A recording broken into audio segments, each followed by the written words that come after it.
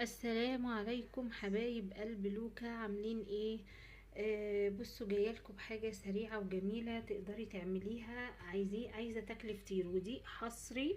يعني اعتقد اللي على قناتي، بس ده اختراع كان اخترعته دلوقتي، ان احنا عايزين ناكل حاجه حلوه جدا. فمش عارفين كيكه، لا يعني مش جاي معانا. فانا عندي رقاق طري، وعملت معاكم على قناتي الرقاق الطري الحادق باللحمه المفرومه، ووريتك طريقته. طب انا برضو اخترعت حاجه من الرقاق الطري. طب ايه هي يا لوكا؟ بصي، انا عندي هنا بتاع 5 كده ورقات، مش كتير، فجبت ورقتين. وهنا انا دهنه سمنه فلاحي ما بين الورقتين. فهاخد الورقتين بتوعي اللي انا دهنه سمنه ما بينهم، وهحطهم على النار، وهوريكي دلوقتي ازاي تاكلي حاجه حلوه جدا. الفطير اللي هو بالسكر والسمنه اللي بتجيبيه من بره هنعمله في البيت باسهل طريقه، مش هيتكلف معاكي اي حاجه. الرقاق في البيت، اللبن في البيت، السكر بتضربيه طبعا، لو عندك سكر ناعم مفيش مشكله، ما عندكيش بتضربيه في الكبه حبه.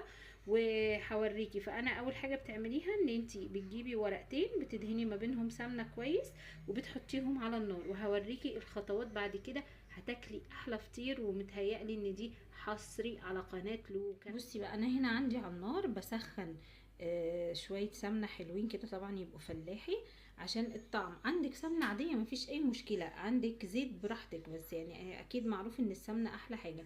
السمنة سخنت، بجيب الورقتين بتوعي وانزل بيهم بقى كده، واسيبهم بقى ايه، اسيبه ان هو يتحمر، وهقلبه على الناحية التانية، وهوريكي اول ما هيطلع هعمل فيه ايه، وهيبقى احلى رقاق. سامعة؟ بدأ ان هو يتحمر، يعمل الكشة بتاعته كده. سامعة؟ اهو. دقيقة وهقلبه على الوش زي ما انت شايفة معايا كده. بصي، اخد لون، بديله برضو لون من الناحية التانية. هما الورقتين مع بعض، وهقلبها قلبة كمان، وهوريكي بقى هحطها وهعمل عليها بقى السكر واللبن، وكلي احلى فطير. وحصري حصري حصري الفطير اللي بالسمنة والسكر من الرقاق الطري. بصي، انا من جواه حشيت سكر كده عشان برضو يبقى يدي طعم، وهرش بقى سكر كده عليه من بره، وهنحط بقى اللبن ونسيبوه يشرب اللبن. وتفرجي بقى كلتي فطير. وعايزه تلفيها وتاكليها، لفيها وتاكليها، كل واحد ياخد ورقه. عايزه تقطعيها مربعات قطعيها. الرقاق الطري ده سحر يا جماعه في البيت. عملت منه الرقاق الطري باللحمه المفرومه. ممكن تحشيه حشوه فراخ، ممكن تحشيه بسطرمه وموتزاريلا. ممكن امبارح انا عملت لهم سندوتشات زي السوري بانيه. وقبل كده كنت منزله لك سندوتشات بانيه على القناه من الجلاش، وتعملي بيه حلو كده زي ما انا عملت.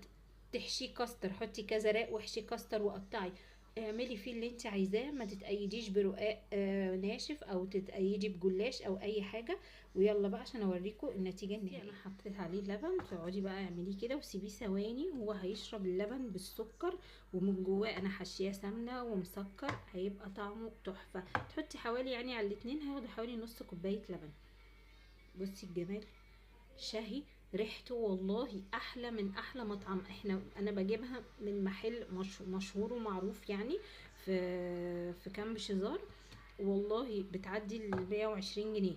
معرفش ليه، مع اني في البيت اهو بورقتين وشويه سمنه بلدي، انا ولا عجنت عجينه فطير ولا عملت اي حاجه. هيطلع معاكي تحفه.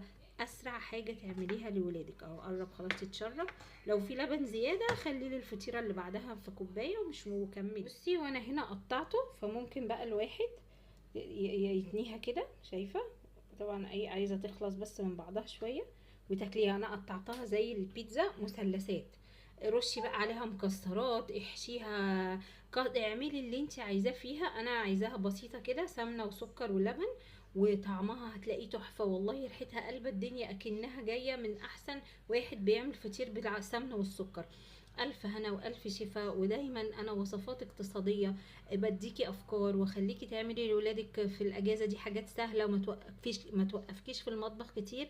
يا ريت تتابعيني وتكبري اسرتي وتسمي وتصلي على رسول الله عليه افضل الصلاه والسلام. وصفات اقتصاديه مع لوكا وأوشا.